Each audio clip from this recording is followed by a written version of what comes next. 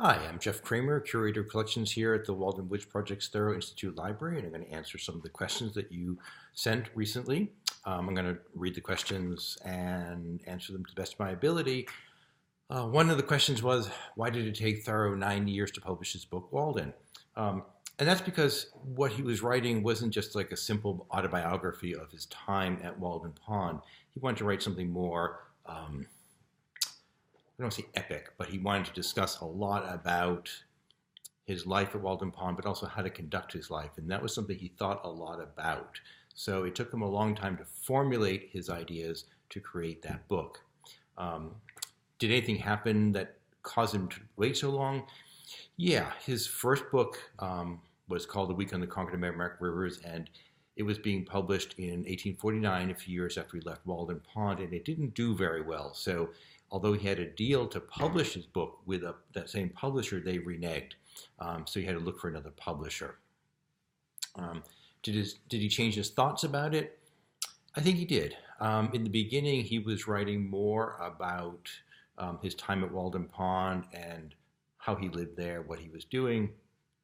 But over time, he turned the book into something larger, where he really wanted to talk about how to conduct your life. I mean, he's talking to his readers, he's talking to you, students, he's talking to everyone who wants to read his book, and he's asking questions about how to conduct your life. How do you want to live in this world, this very complex world, and how do you relate to your government, your church, your neighbors, your society, all of that.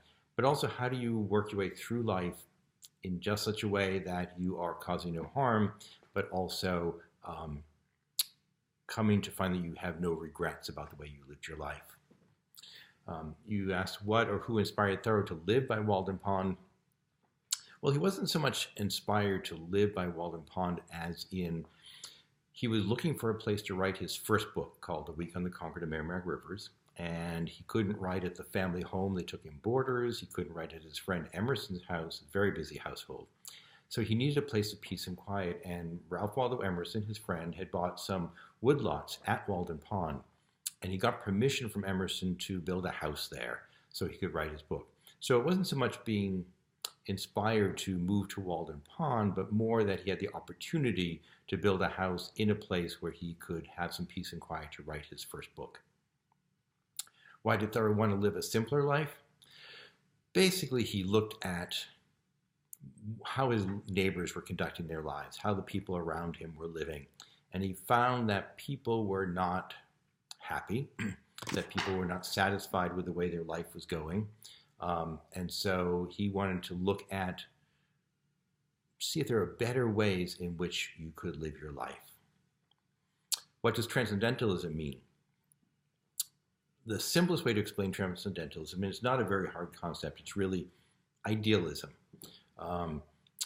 But the way I tend to explain transcendentalism is, it is the ability to intuit truth directly from God so that you understand or you know in your heart or soul what is right or wrong, good from evil, without having to learn it by experience. So basically, it is knowledge that transcends your day-to-day experiences. Why do people no longer believe in transcendentalism?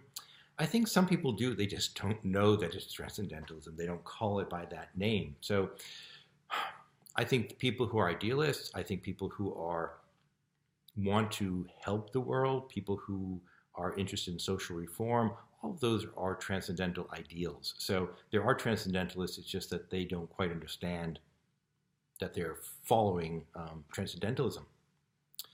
Do I believe that transcendentalism still has an impact on society? Absolutely.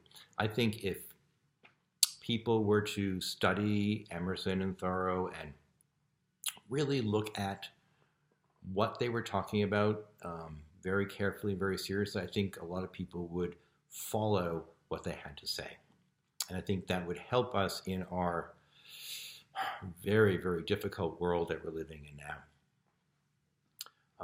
If transcendentalism is no longer relevant, then why do we need to study Walden? Well, as I said, I think it is relevant. I think it really is.